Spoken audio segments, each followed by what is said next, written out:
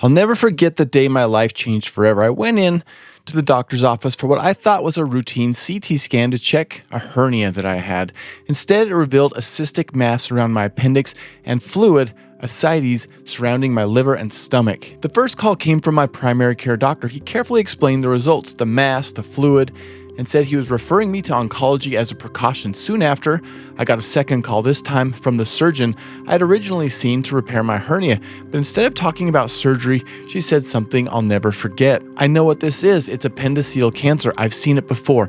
In that moment, my world flipped upside down. Both she and my primary care doctor referred me to Huntsman Cancer Institute, the only nearby center equipped to treat this rare disease. And then came the wait. It took much longer than I expected to get an appointment scheduled at the Cancer Institute, and the communication was not great, so I was left in a terrible limbo for weeks with no new information, left to do my own research and imagine the worst. I was so scared and confused and desperate for answers, I searched the internet, but it was hard to find good data on such a rare disease. This is when I first read about something called HIPEC, Heated Intraperitoneal Chemotherapy.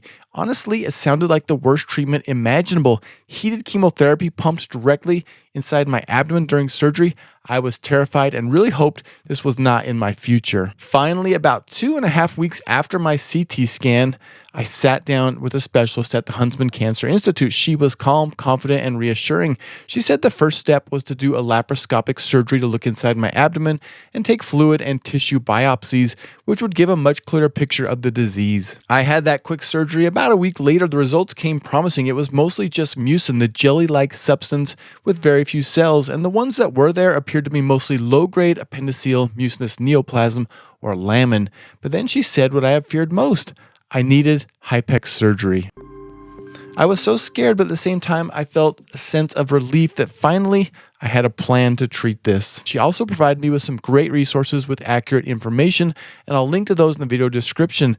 They include acpmp.org and pmppals.net. These were the only approved places she said to get my info and to quit going down Google rabbit holes, which often gave me wrong or scary information that was not helpful. At that point, I started learning everything I could about pseudomyxoma peritonei, or PMP. It's the condition where the malignant cells from my tumor in my appendix had broken out and spread throughout my abdomen. For this type of disease, HIPEC is a critical procedure used to kill any remaining malignant cells. After the surgical removal of the tumors, it's a targeted approach that is less harsh on the rest of the body compared to systemic chemotherapy. The fear slowly turned into determination. I just wanted to have the surgery so I could move forward with my life. I should mention the day before surgery, I had to do a complete bowel prep, just like what you would do for a colonoscopy. I had to drink a strong solution and empty my bowels entirely to be prepared for the surgery and the removal of my appendix and part of my colon. It wasn't a fun process, but it was a necessary step. Okay, back to surgery day. I had to be there early, I think around 5 a.m. The hardest part of the day wasn't heading into the hospital. It was saying goodbye to my 5-year-old son who had just started kindergarten. At the hospital, I was calmer than I had expected, and I'd accepted what was happening. But then the hospital computers went down. My surgery was delayed. After all the anticipation, the prep, I thought maybe I would get pushed back, but thankfully the system came back online within the hour. And not long after that, it was time. The anesthesiologist gave me a calming medicine. I kissed my wife goodbye and I was wheeled to the operating room. This anesthesiologist didn't give me much warning, and the next thing I knew, I was under. Almost 9 hours later, I woke up. First sensation wasn't pain, it was grogginess, and I was just thankful to be awake. Nurses were all around me, and the first thing I remember hearing was them talking about my bed being broken, which was really weird at the time. They lifted me up and moved me to a new one. My wife and mom were both there. I remember them being very concerned, checking on me and making sure I was okay. It must have been a very long day for them. I think the nurses were encouraging them to go home so I could be moved to the ICU. Physically, I was hooked up to what felt like everything: a catheter, oxygen in my nose, on-cue catheter near my incision, a drain pump on my side, IV lines, and a stretchy, tight stomach wrap over my massive incision. But I got the news I needed most. They had completed the entire HIPEC. This was a huge relief. The next thing I noticed was my throat was the most uncomfortable thing. It was painfully dry. I begged for ice chips, but wasn't allowed anything in my stomach yet. Later in the ICU, a kind nurse gave me the tiniest sip of water. I wanted more. She said no, but then she smiled and stuck me another sip. That kindness meant the world at the time. The day after surgery, I woke up in the ICU, but was told I would be moving to a new recovery room soon. I had a button I could push for narcotics, and I used it a lot at first. While it kept me from feeling much pain, I was deeply uncomfortable and slept most of the time. The first major hurdle in my recovery was my kidneys. They weren't producing enough urine, so they loaded me up with IV fluids. At some point, they decided to remove my catheter, but I couldn't pee. No matter what I tried, nothing worked. Hours later, they had to put the catheter back in, and it was rough. Eventually, a urologist had to step in to get it placed correctly. This was one of my lowest points. I also remember being shown by a physical therapist how to get out of bed without using my stomach muscles. I would roll on the side and brace my arms and push myself up. I also managed to take my first shaky walk down the hall, mooning everyone behind me in my hospital gown. Somehow, I thought it was funny at the time. I also spent a big part of this day sitting up in a chair, which was absolutely exhausting. Here's a short video of me walking in the first day or two after surgery. Luckily, they had given me pants to wear by this point. Day 2, I slept a lot and was able to drink more, which felt really good. I continued to force myself to get out of bed and walk between naps. By day 3, things started to turn. I passed gas and pooped, which is a requirement before discharge. My diet slowly progressed from sips of water to jello to broth and liquids. I walked more each day, a little wobbly, but it felt like progress. Then by day 4, I rarely needed to push my narcotics button. Honestly, days 2 through 4 were kind of a blur. My world shrank to a cycle of sleeping, walking as much as I could, and having visits from my family. My diet slowly progressed, and I was finally able to eat real food like sandwiches, eggs, and coffee. The specific details of which day was which during this phase was a little bit hazy, but I know I was getting stronger with every step and every meal.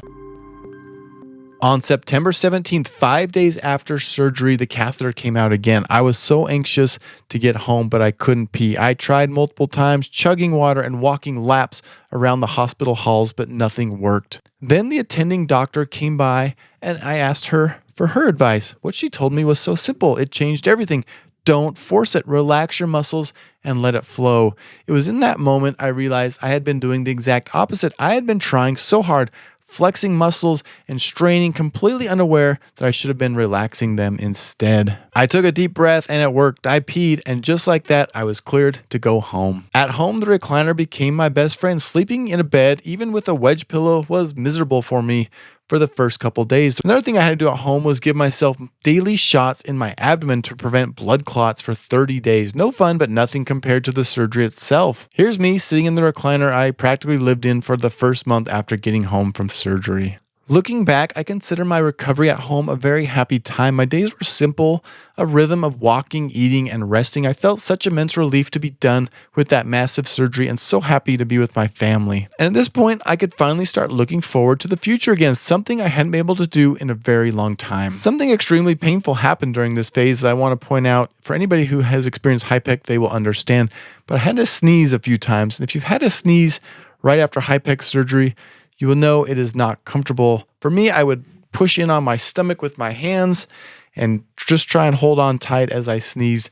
But it was super uncomfortable, and I just wanted to mention that because I know anybody out there who's had HIPEC will completely relate with me. For those of you who are curious, I'll share a little bit more info about what the doctors actually did to me during my HIPEC. I'll make another video with more details about this, but here is a shortened version. During my HIPEC surgery, they removed my appendix, my omentum, and about 1/3 of my colon. They also cleared out large amounts of mucinous tumor, which much of it was stuck to my organs, including my liver, small intestine, stomach, spleen, diaphragm, pelvis, and bladder. It really seemed to have spread everywhere. The tumor was later graded Lamin and Hammond. These stand for low grade and high-grade appendiceal mucinous neoplasm. While hearing those grades was a relief, they are still a serious condition, and the surgery was the key to removing it. Thankfully, my spleen and gallbladder were spared. I also had the HIPEC portion of the surgery where they circulated heated chemo through my abdomen for 90 minutes. Overall, I know it could have been so much worse. I think often of the people out there who face a more aggressive version of this disease. Looking back, HIPEC sounded like the scariest thing imaginable when I first heard about it, but for me, it was survivable. It was tough, yes, but step by step, day by day, I got through it. If you're facing HIPEC, it's normal and okay to be terrified, but it's also possible to come out on the other side. Your body is stronger than you think, and every small victory, that first sip of water, that first shaky walk, that first meal adds up. This is my story of HIPEC. I hope it helps you feel a little less alone. If you're also a HIPEC survivor, I'd love to hear from you in the comments below. What helped you through it? And if you found this video helpful, please give it a thumbs up and consider subscribing if you haven't already. Take care, and I will see you in the next video.